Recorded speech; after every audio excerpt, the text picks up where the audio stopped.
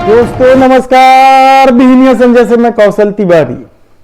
पूरे देश की नजर गुजरात पर है और साथ ही पूरे देश की नजर राहुल गांधी पर भी है।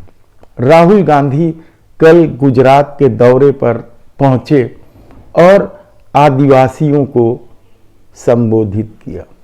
आदिवासी क्षेत्रों में उनके दौरे को लेकर कई तरह के कयास लगाए जा रहे हैं और कहा जा रहा है कि गुजरात के बहाने क्या पूरे देश के आदिवासियों को साधा जा रहा है। कारपोरेट सेक्टरों के लूट को रेखांकित किया जा रहा है कि इस दौर में यानी मोदी सत्ता की दौर में किस तरीके से कारपोरेट को छूट दी गई, किस तरीके से नियम कानून में बदलाव किए गए, आदिवासियों को किस तरीके से उनकी हाल में छोड़ने की कोशिश हुई।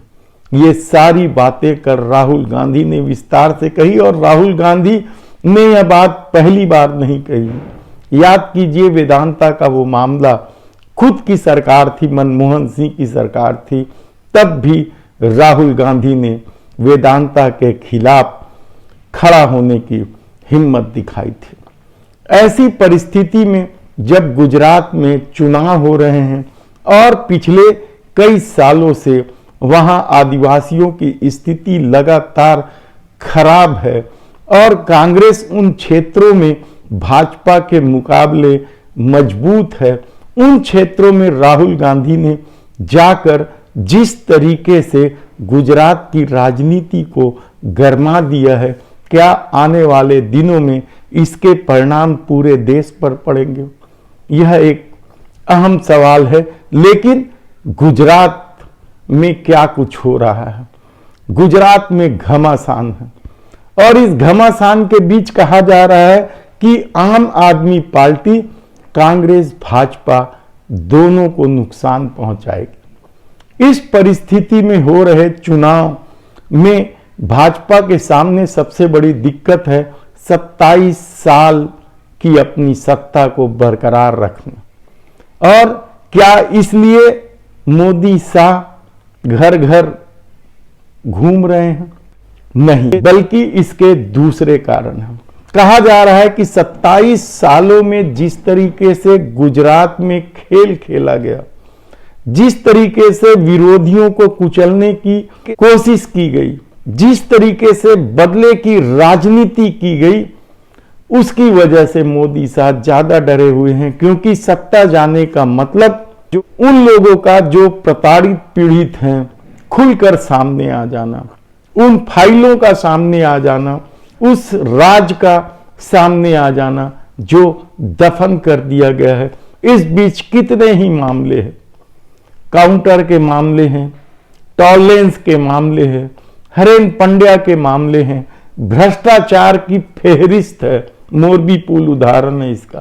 वो सब जब सामने आएंगे तो दिल्ली की सत्ता में बैठे मोदी शाह का क्या होगा? और यही डर इन दिनों उन्हें घर घर जाने को मजबूर कर रहा है। हालांकि लोगों का यहां तक दावा है, यदि आप गुजरात को छोड़ के देश के दूसरे किसी भी हिस्से में बात कर ले तो जो परसेप्शन है वो ये है, कैसे भी हो गुजरात में तो भाजपा जीत ही जाएगी। ये परसेप्शन है। इस परसेप्शन को गुजरात की जनता किस रूप में लेती है और वह क्या इसे तोड़ पाएगी, यह सबसे अहम सवाल है। सूरत में 16 सीट हैं, उनमें से 15 सीट बीजेपी जीत गई थी तमाम विरोध के बाद। हार्दिक पटेल को भाजपा में शामिल करके टिकट भी दे दिया गया है। ऐसी परिस्थितियां में क्या भाजपा को हरा पाना दूर की कौड़ी है? यकीनन गुजरात हिंदुत्व की प्रयोगशाला है, आरएसएस के लिए और भाजपा के लिए। और यह बात अच्छी तरीके से भाजपा और आरएसएस से जुड़े लोग जानते हैं कि गुजरात जाने का मतलब 2024 जाना है। हिंदुत्व की प्रयोगशाला का भरभरा कर बिखर जाना है।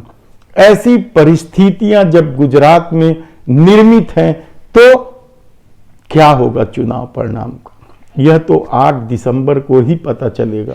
लेकिन जिस तरीके से एक एक वोट के लिए संघर्ष हो रहा है, ऐसा संघर्ष पहले कभी नहीं हुआ गुजरात में। गुजरात की परिस्थितियां हम पहले भी बता चुके हैं कि किस तरीके से वहां 33 जिलों में से 11 जिले में 73 सीट और बाकी बचे 22 जिलों में 26 सीट लेकर पिछली बार भाजपा ने सरकार बना ली थी। लेकिन इस बार उन 11 सीटों पर सबसे ज्यादा घमासान है जहां भाजपा की धमक है, भाजपा की पकड़ है, हिंदुत्व के प्रयोगशाला के रूप में जहां सर्वाधिक प्रयोग हुए। बाकी क्षेत्रों में तो ऐसे 5 जिले हैं जहां भाजपा खाता भी नहीं खोल पाई है। 8 से 10 सीटें ऐसी हैं जहां भाजपा आदि के बाद से आज तक अपना खाता नहीं खोल पाई है। ऐसी परिस्थिति में हो रहे चुनाव में राहुल गांधी की एंट्री क्या मायने रखती है। कल तक राहुल गांधी को बेहद हल्के में लिया जा रहा था, यह परसेप्शन गढ़ा जा रहा था कि जहां राहुल जाते हैं वहां कांग्रेस की बुरी गत बनती है। लेकिन भारत जोड़ो यात्रा के बाद राहुल गांधी को लेकर जो परसेप्शन बना है उसका प्रभाव क्या गुजरात में भी पड़ेगा। आने वाले दिनों में वहां प्रियंका गांधी भी जाएंगी और कांग्रेस के और बहुत नेता जाएंगे। ऐसी परिस्थिति में जब दूसरी तरफ भारतीय जनता पार्टी की दिल्ली में बैठी पूरी की पूरी सरकार गुजरात में जा बैठी है, तब क्या होगा मुकाबला। क्या देश के दूसरे हिस्सों में जो परसेप्शन है कि भाजपा तो गुजरात जीत ही लेगी, वह परसेप्शन बना रहेगा या फिर कुछ बहुत बड़ा उलटफेर होगा, देखना होगा। धन्यवाद।